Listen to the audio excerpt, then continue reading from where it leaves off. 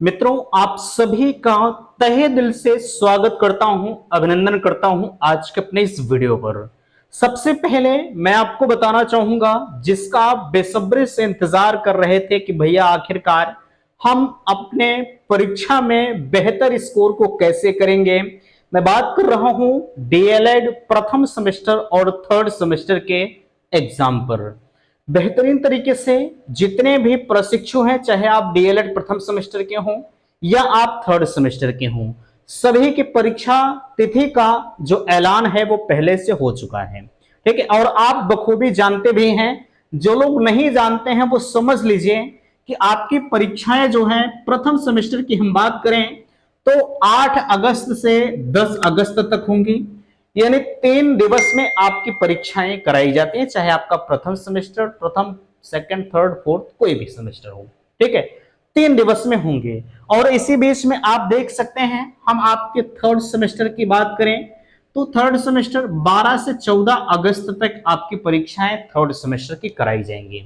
सवाल आप कई तरह के कर रहे थे कि आखिरकार परीक्षा तिथि का ऐलान तो हो चुका है, लेकिन हम अपनी कॉपी को कैसे लिखेंगे, परीक्षा में बेहतर स्कोर को कैसे करेंगे। अच्छा, सवाल और भी आते हैं कि हमारा बैक न लगे। बैक लगने की सबसे जो समस्याएं ज्यादातर हो रही हैं, क्यों हो रही हैं? क्योंकि बच्चों का पढ़ाई के प्रति जो रुझान है वो कम होता जा रहा है। प्रशिक्षु कर क्या रहे हैं, वो ग्रेजुएशन करके आए हुए हैं। ग्रेजुएशन करने पर उनको लिखने का थोड़ा सा आइडिया जो होता है, भाई आपने बीए किया, बीएससी किया, आप बड़े बड़े आंसर को लिखते हुए आए हैं, है ना। लेकिन ये डीएलएड के बारे में अभी आपको पता नहीं है कि डीएलएड में यहां आपको कैसे क्या लिखना है। ठीक है, तो डीएलएड में पूरा पोथा थोड़े लिखना होता है।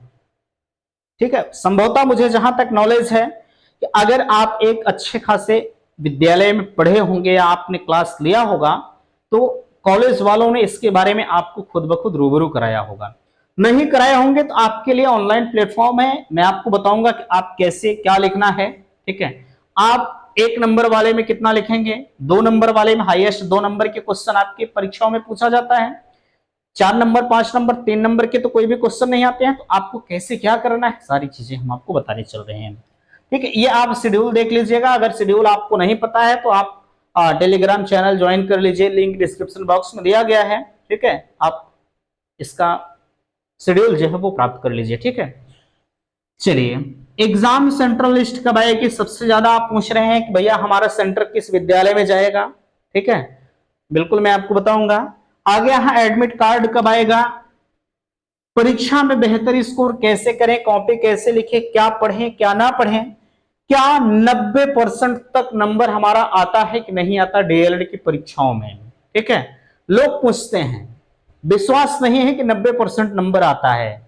मैं चैलेंज करूंगा, 90 नहीं, लोग 95-96% नंबर लेके आते हैं डीएलएड में। ठीक है, और भी बेहतर करके आते हैं। बस आपको खुद से पढ़ने की जरूरत है। मैं यार कितना भी आपको पढ़ा दूं, लेकिन अगर आप अपने मन से नहीं पढ़ते हैं तो कोई माई का लाल नहीं आपको 90% नंबर ला के दिलवा देगा यार। ठीक है, मैं कितना भी बढ़िया कंटेंट क्यों ना दे दूं, लेकिन जब तक आप स्वतः नहीं पढ़ेंगे तब तक कुछ होगा नहीं। ठीक है, ये आप टेंशन छोड़ दीजिए कि पता नहीं यार 90% आएगा कि नहीं आएगा, है ना, ये आप छोड़ दीजिए। जिस दिन आपके दिमाग से ये हटा, ठीक है, अरे हटाने का मतलब ये नहीं कि 90% आप भूल जाए, हमको 90% नहीं मिलेगा, धनुआ बाढ़ रख दीजिए, नहीं। मेरे कहने का सेंस ये है, आप दृढ़ निश्चय कर लीजिए कि नहीं, मुझे 90% के ऊपर नंबर लाना है। कहे 90% लेके आएंगे यार, आपके अंदर वो क्षमता है, वो काबिलियत है, वो आप कर सकते हैं।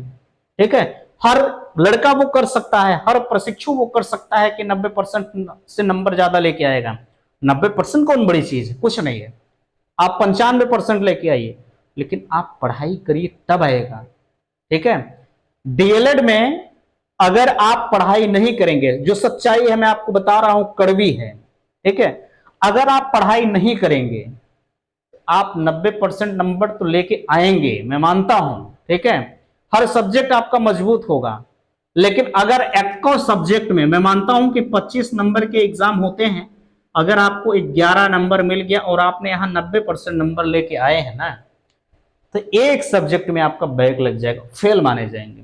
करेंगे क्या, फिर से आप अभी इसमें बैक देंगे। तो यार मेरे हिसाब से बेहतर यही है, आप काहे इनके चक्कर में पड़ेंगे, आप अब वहीं से तैयारी शुरू कर दीजिए। यहाँ परसेंटेज मायने तब रखता है जब आप हर सब्जेक्ट में पास हो जाइए। आप 12 नंबर पाइए, 25 नंबर में आप 12 नंबर पाते हैं, पास हैं, ठीक है, लेकिन आप पास की श्रेणी में रहिए, है ना।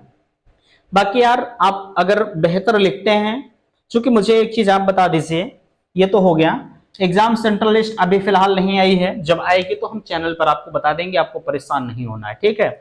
बाकी एडमिट कार्ड 8 तारीख से आपका एग्जाम है, तो ये मानकर चलिएगा 6 तारीख के 6 अगस्त के आसपास में आपका एडमिट कार्ड आएगा, ठीक है। 6 से 7 में आपको 100% मिल जाएगा, ठीक है। बाकी उम्मीद है कि 6 में कुछ कॉलेज वाले दे देते, चूंकि यार डायरेक्ट प्राचार्य होते हैं, उनकी सिग्नेचर होनी रहती है, तो हर कॉलेज वालों को अकेले एक ही लोग सिग्नेचर करते हैं, तो थोड़ी सी समस्याएं होती हैं, ठीक है। बट आप 6-7 में आपको मिल जाएगा। परीक्षा में बेहतर स्कोर करने का सेंस यही है, ठीक है, कि आपने अभी तक, अब आपके पास तो ज्यादा समय बचा नहीं है, ठीक है, आपके पास ज्यादा समय नहीं बचा। अगर एक सब्जेक्ट को एक दिन दे रहे हैं तब वो समझ लीजिए कम है, कितना भाई, ठीक है। तो आप वही चीजें पढ़िए जो आप अभी तक पढ़ते हुए आए हैं, अब आप रिवीजन करिए, ठीक है। रिवीजन जितना अधिक से अधिक आप कर पाए उतना अधिक से अधिक आप रिवीजन कर लीजिए, जो पढ़े हैं उससे आप दोहरा लीजिए, ठीक है। अरे ऐसा नहीं कि हम कॉपी खोलते हुए चलिए ये हो गया ये हो गया, ऐसे ऐसे कॉपी को, नहीं ऐसा नहीं है, ठीक है। बेहतर करिए आप रिवीजन करिए, रिवीजन से आपका कल्याण है, ठीक है। बाकी हम बात कर रहे थे कॉपी को कैसे लिखें। मैंने कहा 90% लाने के लिए बेस्ट तरीका यह है कि पहली चीज तो ध्यान रखिएगा कि आपने जो बीए बीएससी में करके हैं उसे आप भूल जाइए, कॉपी लिखने के तरीके को आप भूल जाइए, क्योंकि 1 नंबर के क्वेश्चन में एग्जामिनर आपसे फैक्ट पूछेगा कि आपके शरीर में कितनी हड्डियां होती हैं, ठीक है। तो क्या बताएंगे, आप लिखेंगे कि हमारे शरीर में हमारे 2 हाथ होते हैं, ऐसा होता है वैसा होता है हमारे शरीर में। आपको ये सब नहीं लिखना है, आपको बिल्कुल फैक्ट लिखना है कि हमारे शरीर में, ठीक है, हमारे शरीर में 206 हड्डियां होती हैं, ठीक है, ऐसे लिखना है। हमारे शरीर में कितनी हड्डियां होती है, 206 हड्डियां होती हैं, बिल्कुल फैक्ट, घुमाना नहीं है। 2 नंबर के क्वेश्चन पूछेगा, 2 नंबर के क्वेश्चन इतने छोटे नहीं होंगे, थोड़ा सा और बड़ा होगा, कम से कम आपको 6 से 7 लाइन में लिखना होगा, और 1 नंबर में आप 1 लाइन 1 लाइनर लिख दीजिए, आपका पार है। लेकिन एग्जैक्ट होना चाहिए, एग्जामिनर को बरगलाना नहीं है, मेरे कहने का सेंस ये है, ठीक है। अगर एग्जामिनर को बरगलाए तो एग्जामिनर आपको भी बरगला देगा, ठीक है, काट कूट कर आगे चला जाएगा। ऐसा होता है डीएलएड में। मैं आपको हड़का नहीं रहा हूं, मैं आपको डिमोटिवेट नहीं कर रहा हूं, ऐसा मत समझिएगा। कोई भी टीचर आपको डिमोटिवेट नहीं करेगा, लेकिन जो चीजें आप सही है, आप सही से रूबरू हो जाइए, सही को जान लीजिए। नहीं तो करेंगे क्या, चलिए हमने तो बीएससी करके आए हैं, वैसे पोथा लिख देंगे, पोथा लिखने से काम नहीं चलेगा, ठीक है। और 90% से ज्यादा नंबर आपका आएगा अगर आपने ये ठान लिया है तो, है ना। अब अभी तक आपने नहीं पढ़ा है, आप रिवीजन कर लीजिए, ठीक है भाई। अगर कैचिंग क्षमता आपकी अच्छी खासी होगी तो रिवीजन से ही काम चल जाएगा, अन्यथा की स्थिति में तब तो भगवान एक मालिक है ना। बहरहाल अब मेरे हिसाब से आपके पास ज्यादा समय नहीं बचा है, आप अभी से भी लग सकते हैं। आप दिन रात एक कर दीजिए, कोई माई कलाल नहीं है आपको सब्जेक्ट में बैक लग जाए, ठीक है, ऐसा होगा नहीं। बट आपको लगने की जरूरत है, पढ़ने की जरूरत है, समझने की जरूरत है, ठीक है। डीएलएड बहुत बड़ी चीज नहीं होती है यार, बहुत छोटी चीज है, ठीक है, पास करने में कोई दिक्कत नहीं है। मैं कहता हूं कि आप चलिए, जो सब्जेक्ट आपका कमजोर है आप उसी पर जोर दे दीजिए, सिर्फ और सिर्फ आपका बैक ना लगे, ये कोशिश करें आप, ठीक है, ये कोशिश रहे आपकी। बाकी यहाँ क्या पढ़ें क्या ना पढ़ें, अब दिमाग में यही जब लास्ट टाइम एग्जाम का आता है तो प्रेशर इतना होता है कि यार हो सकता है ये हमारे क्वेश्चन में एग्जाम में आ जाए, नहीं ये आ जाएगा हमारे एग्जाम, इसे पढ़ लेते हैं, ठीक है, नहीं ये भी आ सकता है, ऐसी ऐसी चीजें दिमाग में चलती रहती हैं, ठीक है। तो कतई किसी चीज को अपने ऊपर आप हावी ना होने दें, आपको लगे कि नहीं ये चीज मुझे आ गया, ऐसा ना लगे कि हाँ आता ना रहे और दिमाग में ये सेट रहे कि मुझे आ जाएगा, ठीक है, ऐसा ना हो। आपको हर सब्जेक्ट पर इतनी अब कमांड होनी चाहिए कि नहीं अब ये सब्जेक्ट हमारा कमजोर है। कोई पूछे कि भैया आपका कौन सा सब्जेक्ट जो है तैयार हो गया, तो आप कहिए कि हमारा हर सब्जेक्ट कमजोर हो गया, तब तो ठीक है। ठीक है, बाकी अब आप क्या करते हैं, एग्जाम में आपको बैठना है। ठीक है, एग्जाम आपको क्रैक करना है। मैं माता सरस्वती से दुआ करूंगा कि आप सभी का जो एग्जाम है वो बिल्कुल अच्छे खासे हो जाए।